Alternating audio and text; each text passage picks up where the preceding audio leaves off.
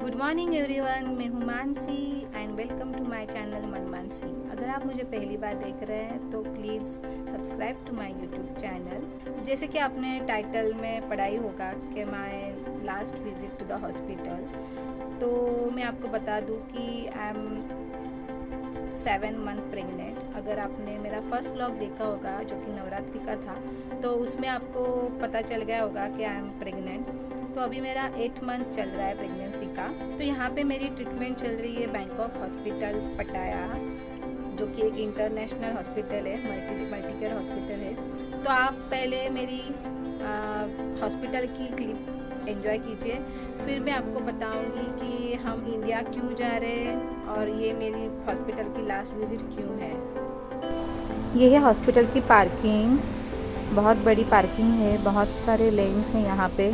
फिर फ्लोर में भी पार्किंग है बिल्डिंग में, पर मैं बस इतना ही रिकॉर्ड कर पाई हूँ।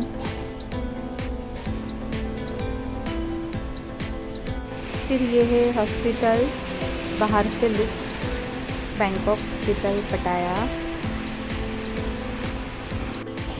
फिर यहाँ पे ये है एंट्रेंस। यहाँ पे बाहर के साइड में सैनिटाइज़र की फैसिलिटी है और टेम्परेचर की फैसिलिटी भी है, टेम्परेचर चेक की। फिर एंटर करने के बाद यहाँ पे जो स्क्रीन दिखाई दे रही है वहाँ पे भी हमारा टेम्परेचर ऑटोमेटिकली आ जाता है। लेफ़्ट की साइड में यहाँ पे इंफॉर्मेशन डेस्क है और राइट के साइड में आप देख सकते हैं चार्जिंग पोर्ट है। फिर वेटिंग एरिया है, वहाँ पे हम वेट कर सकते हैं।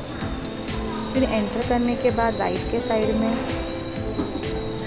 या आप लेफ़्ट के साइड में देख सकते हैं सीटिंग अरेंजमेंट है। यहाँ पे हमें आना पड़ता है जब हमारा चेकअप वगैरह सब हो जाता है, तो बिलिंग प्रोसेस के लिए या फिर हम अगर हमारा इंश्योरेंस क्लेम है तो उसके लिए हमें यहीं आना पड़ता है। फिर सामने जो फ्रिज टाइप दिख रहा है उसमें हमें पानी के ग्लासेस मिल जाते हैं, चिल्ड पानी के ग्लासेस। फिर यहाँ पे लेफ़्ट साइड में आप देख सकते हैं ATMs, डिफरेंट टाइप्स के बैंक्स के ATMs हैं। फिर यहाँ पे जो लेडी दिख रही है वो इंश्योरेंस एजेंट्स है मेडिकल क्लेम के लिए। फिर सामने जो ये चेयर्स दिख रही है कलरफुल, ये मुझे बहुत पसंद है। फिर ये जो लिफ्ट है, यहाँ से मुझे सेकंड फ्लोर पे जाना है। ये बी विंग के लिए लिफ्ट है। यहाँ पे बहुत सारे विंग्स हैं, ABCDEFG एक्स्ट्रा, बट मुझे सेकंड फ्लोर पे जाना है बी विंग में, वुमेन हेल्थ सेंटर में। यहाँ पे लिफ्ट में ऑटोमेटिक सैनिटाइज़र की फैसिलिटी है, आप देख सकते हैं।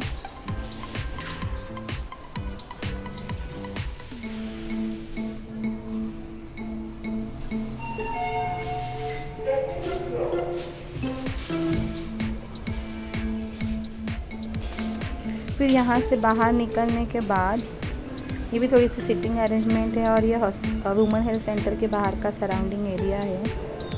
मुझे यहाँ पे लेफ़्ट साइड में जाना है जहाँ पे वुमेन हेल्थ सेंटर है और मेरा आज चेकअप है। तो ये है वुमेन हेल्थ सेंटर का अंदर से व्यू। ये सामने की तरफ जो नर्सेस है वो सब हैंडल कर लेती है, और सामने की तरफ एक रूम है, वहाँ पे हमारा temperature check, oxygen check, weight check सब हो जाता है। ये है बैंकॉक हॉस्पिटल पटाया का पान ड्रिंकिंग वाटर। ऐसे ड्रिंकिंग वाटर यहाँ पे मिल जाते हैं पीने के लिए। यहाँ पे मैं अपना कंसेंट फॉर्म साइन कर रही थी क्योंकि मेरा अल्ट्रासाउंड था 7 मंथ का। तो यहाँ पे मुझे नर्स कह रही थी कि no photos and video is inside the room.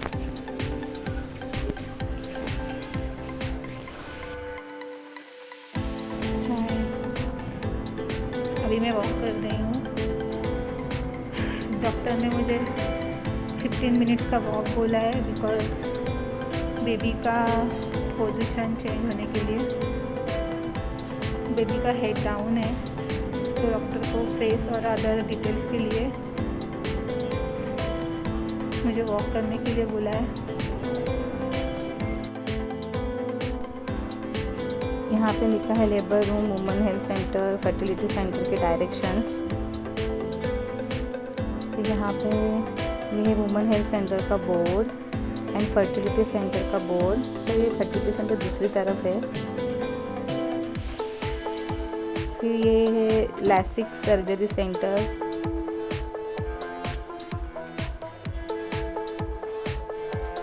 Side की तरफ फिर यहाँ पे जो दिख रहा है वहाँ पे एस्केलेटर्स थे पहले, पर अभी इन लोगों ने ये बंद कर दिया है एरिया, पता नहीं क्यों। तो यहाँ पे मुझे बहुत इंटरेस्टिंग चीज़ दिखी, ये फ़ोन पता नहीं कैसे यूज़ करते हैं। आई थिंक इसमें कॉइन डाल के कुछ तो यूज़ करना होगा, पर हमने कभी यूज़ नहीं किया है। कॉइन बॉक्स टाइप फ़ोन देखते थे ना पहले, उसी टाइप के लग रहे, पर बहुत बड़ा है।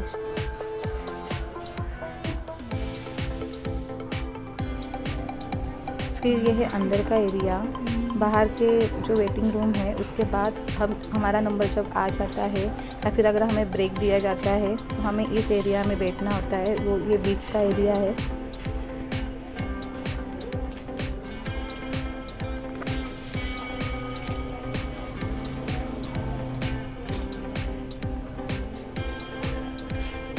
फिर हमारा चेकअप होने के बाद और बिलिंग प्रोसेस के लिए और मेडिकेशन के लिए नर्स को फॉलो करते वक्त हमें यहाँ आना होता है। ये जो मैंने दिखाया था बिलिंग के लिए वेटिंग एरिया, तो यही है ये।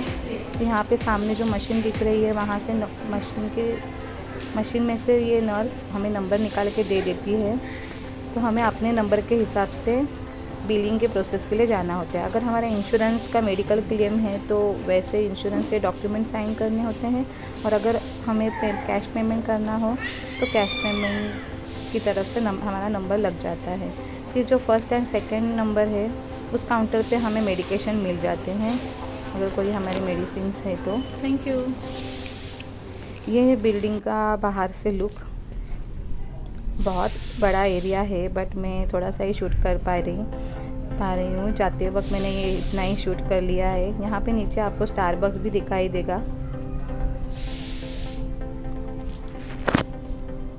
और थोड़ा सा बाहर की तरफ गार्डन का एरिया है। यहाँ पे सामने आपको फाउंटेन भी दिखाई देगा। ये है सिक्योरिटी गार्ड। फिर यहाँ पे ये फाउंटेन।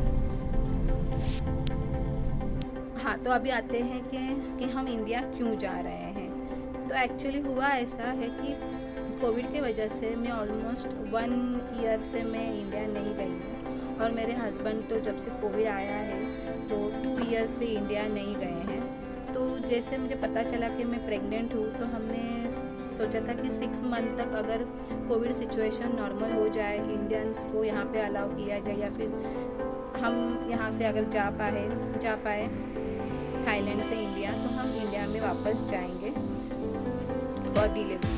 तो मैंने जब सर्च किया था इंटरनेट पे तो सब जगह पे यही आता था कि 6 मंथ ऑलमोस्ट, मतलब सेकेंड ट्राइमेस्टर में एयर ट्रैवल करना सेफ़ है, एयर ट्रैवल करना सेफ़ है। तो मुझे ऐसा लगता था कि सिर्फ 6 मंथ में ही जा सकते हैं, उसके बाद हम नहीं जा सकते।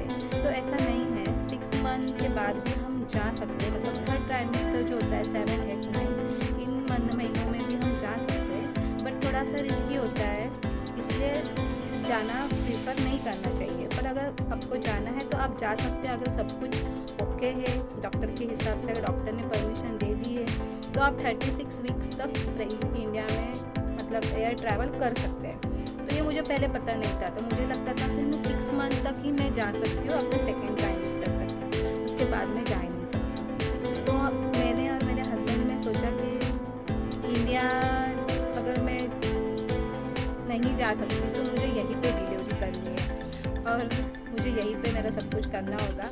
तो हम उस हिसाब से सोच रहे थे कि यहीं पे डिलीवरी कर लेंगे, क्योंकि अगर मैं इंडिया में गई और मुझे वापस आने में वापस से प्रॉब्लम हो गई तो फिर क्वारंटीन का इशू है, और मैं 15 दिन क्वारंटीन, फिर वैक्सीन और सब कुछ बेबी को लेके आना इतना पॉसिबल नहीं है। फिर मैं वहाँ पे अटक गई तो ये मेरे हस्बैंड भी आ नहीं सकते इंडिया में मुझे मिलने के लिए। तो फिर इसी टाइम पे थर्ड वेव का भी इशू चल रहा था कि थर्ड वेव आने वाली है दिवाली। तो हम सोच रहे थे कि हम इंडिया नहीं जाएंगे, अभी हम सब कुछ यहीं पे ही करेंगे। तो उसके बाद हमने सोचा कि अगर क्वारंटीन का इशू है भी तो हम एक काम कर लेंगे कि हम मेरे मम्मी पापा को या फिर इनके मम्मी का पापा को, जिनको भी आसानी हो जाएगी, हम उनको बुला लेंगे बारी बारी थोड़े दिनों के लिए। तो हमने सोचा था कि हम अपने पेरेंट्स को बुला लेंगे, अगर क्वारंटीन का इशू भी रहा तो भी हम मैनेज कर लेंगे, क्योंकि हमें तो अभी जाना ही नहीं है। क्योंकि मैं सोच रही थी कि 6 मंथ के बाद मैं ट्रैवल कर भी नहीं सकती और कोविड के सिचुएशन से हिसाब से तो जाना पॉसिबल भी नहीं है। तो फिर हम वही सोच के बैठे थे। फिर अभी आते आते अभी नवंबर में अभी क्या हुआ है कि एक थाई कंपनी है, उनके फ़्लाइट्स चालू हो गए थे। तो बहुत सी हमारे इंडियन फ्रेंड्स हैं, उन्होंने बुकिंग कर ली थी ऑलमोस्ट उस फ्लाइट की। तो एक हमारी जो फ्रेंड है, उन्होंने मुझे रेफ़र किया कि क्यों ना तुम भी इंडिया जाओ, क्योंकि तुम्हारे मम्मी पापा आएंगे उसकी कोई गारंटी नहीं है, क्योंकि इंडिया से कोई भी फ़्लाइट नहीं है प्रॉपर जो इजीली बुक हो सके और वो आ सके। फिर क्वारंटीन का इशू, और मेरे मम्मी पापा कभी इंडिया से यहाँ पे थाईलैंड में आए भी नहीं है, उन्होंने फ़्लाइट ट्रैवल भी नहीं किया है, तो उनको पता भी नहीं कि एग्जैक्टली क्या है। तो कुछ गड़बड़ वगैरह होने से अच्छा है, और क्वारंटीन का भी इशू था, और वापस से यहाँ पे क्वारंटीन 15 डेज़ के लिए रहने के बाद हमें फिर कोविड का इंश्योरेंस, और फिर कोविड हो जाए तो उनकी पॉलिसी ऐसी थी कि जिस होटल में हम क्वारंटीन के लिए रखेंगे, उसी होटल का जिसके साथ टाई अप होगा, जिस हॉस्पिटल के साथ, प्राइवेट हॉस्पिटल के साथ, उसी हॉस्पिटल में ये लोग हमें एडमिट कर लेंगे डायरेक्टली वहीं से। तो फिर अगर कोविड हो गया तो फिर एडमिट करना है, फिर हम उनसे मिल नहीं सकते, फिर कुछ अगर गड़बड़ हो गई तो कैसे हैंडल करेंगे, वो तो इशू हमें पहले से ही था ही। तो मेरे फ्रेंड ने रेफ़र किया कि अगर इतना सब इशू है और उनके आने की गारंटी भी नहीं है, तो इससे अच्छा कि तुम ही चली जाओ अगर फ़्लाइट अवेलेबल है। तो मैं पहले भी जा सकती थी, पर मुझे पहले वाया दुबई वगैरह जाना पड़ रहा था। तो वाया दुबई तो बहुत लॉन्ग जर्नी होती थी, बिकॉज 2 फ्लाइट्स के बीच में दुबई में मुझे हॉल्ट करना पड़ता था, फिर वहाँ पे इतनी देर रुको, फिर वहाँ से जाओ, तो ना पॉसिबल नहीं था। क्योंकि जब मैं कोविड के टाइम में जब मैं इंडिया से यहाँ आई थी, तब मैं वैसे ही ट्रैवल करके आई थी वाया दुबई, तो बहुत बीच में बहुत बड़ा हॉल्ट था। तो मुझे पता था, मैं एक्सपीरियंस ले चुकी थी कि वाया दुबई आने के बाद कितना प्रॉब्लम होता है। तो इस वजह से मैं वाया दुबई नहीं जाना चाहती थी। तो मुझे इसलिए अभी जब मुझे पता चला कि डायरेक्ट फ़्लाइट अवेलेबल है, तो मेरी फ्रेंड ने वही रेफ़र किया कि तुम डायरेक्ट फ़्लाइट से ट्राई करो। तो अभी जब टिकट बुक करने के लिए हम ट्राई कर रहे थे, तो पता चला कि सारे टिकट सोल्ड आउट हो गए। अभी मुझे लगा कि अभी तो मैं जा ही नहीं सकती, अभी उनकी जो नेक्स्ट फ़्लाइट है उसके लिए हम ट्राई करने लगे। फिर पता चला कि जो फ़्लाइट सब पूरी सोल्ड आउट टिकट्स थी, वो फ़्लाइट ही कैंसिल हो गई। तो सब फिर गड़बड़ कि अभी फ़्लाइट ही नहीं है, जो बुक ऑलरेडी सोल्ड आउट थी वो भी कैंसिल हो गई, और जो 2-3 फ़्लाइट्स उसके बाद उसी सेम कंपनी के जो फ़्लाइट्स थे वो भी कैंसिल हो गए, तो फ़्लाइट ही नहीं थी। फिर उसके बाद हमें पता चला कि रिपैट्रिएशन फ़्लाइट एयर इंडिया की जो है, जो वंदे भारत मिशन पे चलती है, तो वो वाली फ़्लाइट अवेलेबल है। बहुत सारे फ़्लाइट्स अवेलेबल है एक्चुअली इन नवंबर, तो उसमें मैं जा सकती हूँ। तो सिर्फ बॉम्बे के लिए बैंकॉक से बॉम्बे सिर्फ एक ही फ़्लाइट है, और बाकी सारी फ़्लाइट्स चेन्नई, दिल्ली इसके लिए ही अवेलेबल थी। सोचा कि अगर डॉक्टर ने मुझे परमिशन दे दी कि कोई प्रॉब्लम नहीं है और तुम ट्रैवल कर सकती हो, तो मैं इंडिया चली जाऊंगी। फिर तो मैंने डॉक्टर से कंसल्ट कर लिया, तो डॉक्टर ने मुझे बताया कि हाँ तुम जा सकती हो, कोई प्रॉब्लम नहीं, एवरीथिंग इज़ ऑल राइट, तो तुम जाने में कोई प्रॉब्लम नहीं है। और वैसे फ़्लाइट ड्यूरेशन यहाँ से ऑलमोस्ट 4 आवर to 4:30 आवर्स है, Bangkok to Bombay direct flight है, तो इस वजह से मैं इजीली जा सकती हूँ। तो इस वजह से हमने फिर सोचा कि अगर इंडिया से कोई आ नहीं पाया तो फिर हम कैसे मैनेज करेंगे और कैसे हैंडल करेंगे, और अगर मैं यहीं पे रह गई तो मैं इंडिया में तो और 5-6 महीने तो नहीं जा सकती।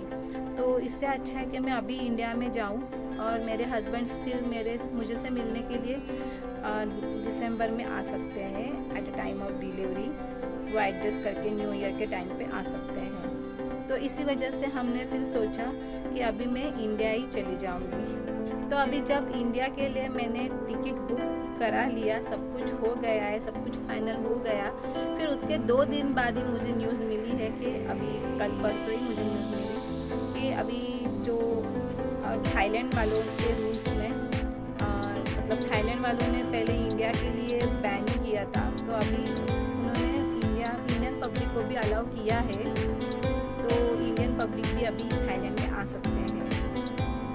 और फिर रहा क्वारंटीन का इशू, तो वो भी उन्होंने कम कर दिया है। क्वारंटीन सिर्फ 1-2 दिन के लिए 2 दिन के लिए आपको होटल में रुकना है। अगर आप वैक्सीनेटेड हैं तो आपको 2 दिन के लिए ही रुकना पड़ेगा।